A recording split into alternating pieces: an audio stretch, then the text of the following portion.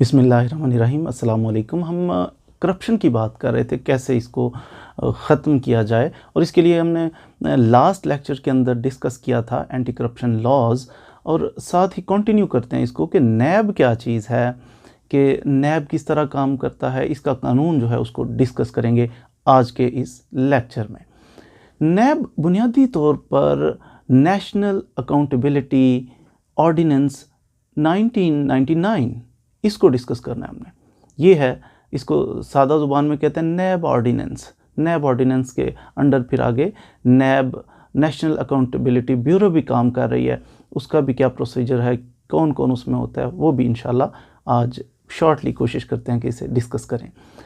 नैब का बुनियादी मकसद जो है बनाने का, वो है to recover the looted money from corrupt people, कि जो लोग करप्शन करके पैसा खुर्द-बुर्द कर लेते हैं ना, उनसे वो पैसा किसी तरीके से रिकवर करना। वो पैसा किसी अवामुन नास का हो सकता है, वो पैसा किसी बैंक का हो सकता है, वो पैसा स्टेट का हो सकता है, किसी डिपार्टमेंट का हो सकता है। इसलिए हमने ये जनाब तरतीब दिया है 1999 के अंदर नेशनल अकाउंटेबिलिटी ऑर्डिनेंस 1999। इसके अंदर सबसे अहम जो जज होता है ना, नेशनल अकाउंटेबिलिटी जज, नैब कोर्ट यानी उसे कहते हैं अकाउंटेबिलिटी कोर्ट का जो जज होता है, वो 3 साल के लिए अपॉइंट किया जाता है। उसकी क्वालिफ़िकेशन क्या है? उसकी मिनिमम क्वालिफ़िकेशन ये है कि वो सेशन जज रह चुका हो, उसका एक्सपीरियंस हो 5 साल का।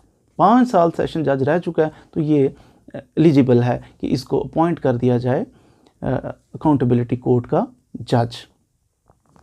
तो ये तो उसका क्राइटेरिया हो गया। उसके बाद 2 अहम पोस्ट्स मज़ीद हैं। एक तो जज हो गया, उसके बाद एक है कि इसके अंदर चेयरमैन नैब, ये बहुत अहम पोस्ट है, इसी के गिर्द सारी कहानी घूमती है।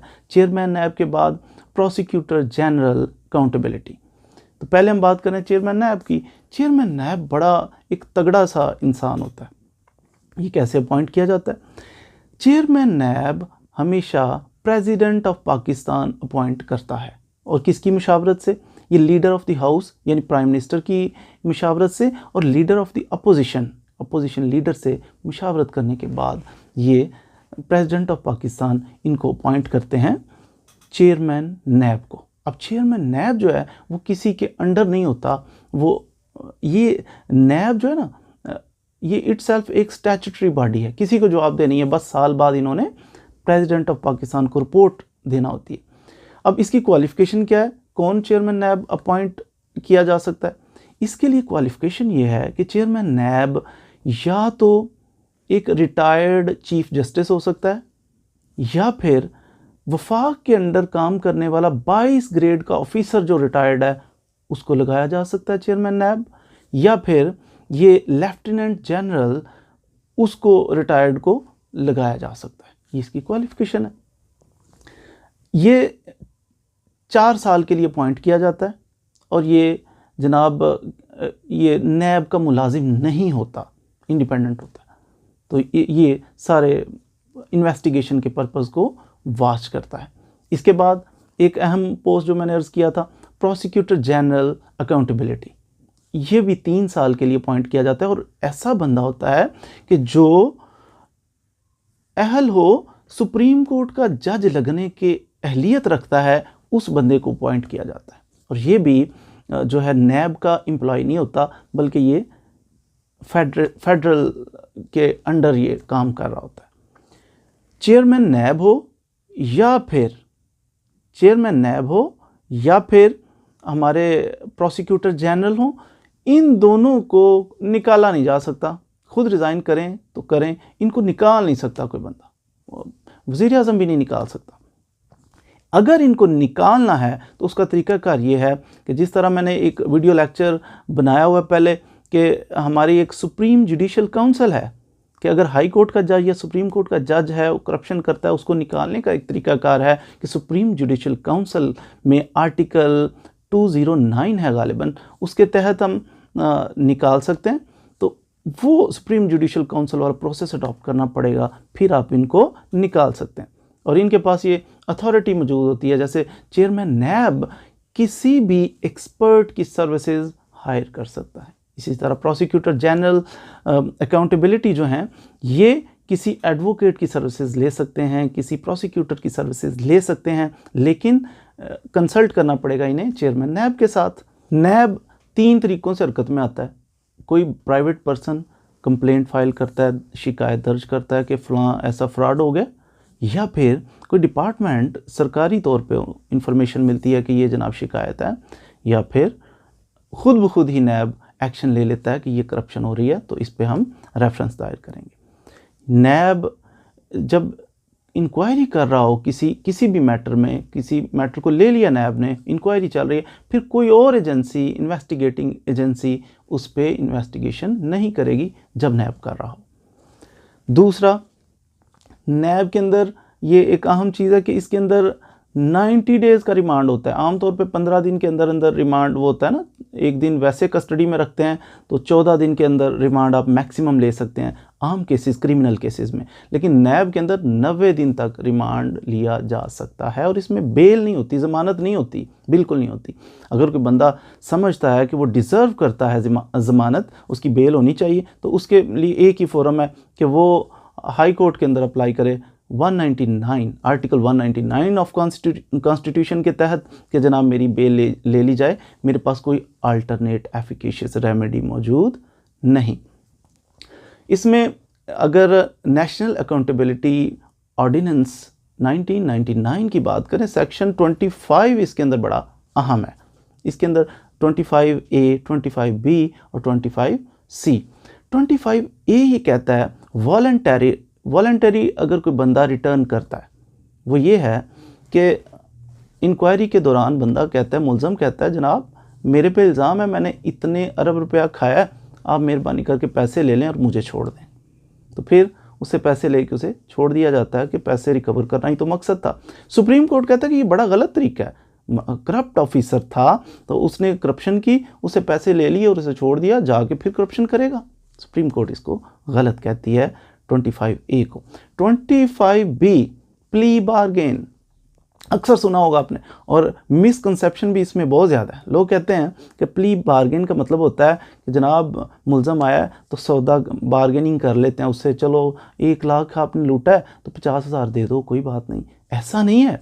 प्ली बार्गेन ये होता है कि इंक्वायरी में तो नहीं, इन्वेस्टिगेशन में पहुंचा केस, या ट्रायल चल रहा है या अपील चल रही है, उस दौरान मुलज़म को ख्याल आता है कि जनाब पैसे मैं देना चाहता हूँ, सारे पैसे मैं देना चाहता हूँ, तो वो फिर दरख्वास्त देता है चेयरमैन नैब को कि सारे पैसे वापस करना चाहता हूँ। चेयरमैन नैब फिर फॉरवर्ड करते हैं कोर्ट को, अदालत को, कि जनाब ये बंदा वापस करना चाहता है। कोर्ट फिर प्रोसिक्यूटर को देखती है, फिर जनाब रिकॉर्ड को देखती है, फिर इन्वेस्टिगेटिंग ऑफिसर को देखती है। इन सारी चीज़ों को देख के फिर कोर्ट फैसला करती है, उससे वो अमाउंट सारी वापस ले ली जाती है। और सेक्शन 15 के तहत उस बंदे को सज़ा भी दी जाती है कि जनाब 10 साल के लिए आप इलेक्शन लड़ने के अहल नहीं हैं, 10 साल तक कोई पब्लिक ऑफिस आप होल्ड नहीं कर सकते, 10 साल के लिए किसी बैंक से आप कर्जा नहीं ले सकते। तो सेक्शन ये प्ली बार्गेन है, इसमें कोई लेस नहीं कर देते, माफ़ नहीं कर देते, उसको पैसे जितने उसने लूटे हैं वो वापस करने पड़ेंगे उसको। 25C कहता है कि जब भी नैब कोई रिकवरी करेगा, कोई लूटी हुई अमाउंट वापस लेगा, तो फौरी तौर पर उसको चाहिए कि 30 डेज़ के अंदर, 1 महीने के अंदर अंदर वो स्टेट को वापस करे, या इफेक्टी है या बैंक है उनको वापस लौटा दे। प्ली बार्गेन नहीं होती तो ट्रायल चलेगा। ट्रायल कैसे चलेगा? इनिशिएट यहाँ से होगा कि चेयरमैन नैब या उसका ऑथोराइज्ड ऑफिसर जो है वो रेफरेंस दायर करेगा कोर्ट के अंदर कि जनाब ये बंदे ने इतने पैसे खा लिए, इतना लूट लिया, तो रेफरेंस दायर कर देगा। रेफरेंस जब कोर्ट के अंदर दायर किया जाएगा कि इंक्वायरी जब करनी है किसी केस की, तो MPA से नीचे जैसे कोई काउंसलर हो गया, या फिर यानी लेसर जो है वो DG करेगा। MPA से नीचे जितने भी हमारे पॉलिटिशियंस हैं उनको कौन डील करेगा? DG नैब करेगा। DG नैब डील करेगा, या फिर 19 ग्रेड तक, अगर सरकारी अफसर हैं तो 19 ग्रेड तक डीजी नैब इसकी इंक्वायरी वगैरह को देखेगा। अगर 19 ग्रेड से ऊपर हैं या फिर हमारे जनाब ज़िला नाज़म है, एमपीए हैं, एमएनए हैं, मिनिस्टर है, कोई प्राइम मिनिस्टर है या सेनेटर है, तो फिर इसकी इंक्वायरी वगैरह को देखेगा चेयरमैन नैब खुद। ये देखेंगे। इसके बाद ट्रायल शुरू होगा। तो ट्रायल का इसमें कानून तो ये है 30 दिन के अंदर अंदर इसका फैसला होगा, जो कि होता नहीं है आमतौर पे। जो भी फैसला हुआ, अगर अग्रीव्ड पार्टी है वो कहती है ठीक फैसला नहीं है, मुतमईन नहीं है, तो फिर 10 दिन के अंदर अंदर हाई कोर्ट के अंदर इसकी अपील फाइल की जा सकती है। इसमें नैब जो है, नेशनल अकाउंटेबिलिटी कोर्ट जो है, वो 14 साल तक कैद की सज़ा दे सकती है, जुर्माना कर सकती है किसी बंदे को, उसकी प्रॉपर्टी को ज़ब्त कर सकती है। और साथ सेक्शन 15 में मैंने जैसे अर्ज़ किया कि जनाब आप इलेक्शन नहीं लड़ सकते, आप पब्लिक ऑफिस नहीं 10 साल के लिए होल्ड कर सकते, 10 साल तक कर्जा नहीं ले सकते, ये भी हो सकता है। उम्मीद है कि आपने आज के लेक्चर से ज़रूर कुछ ना कुछ सीखा होगा।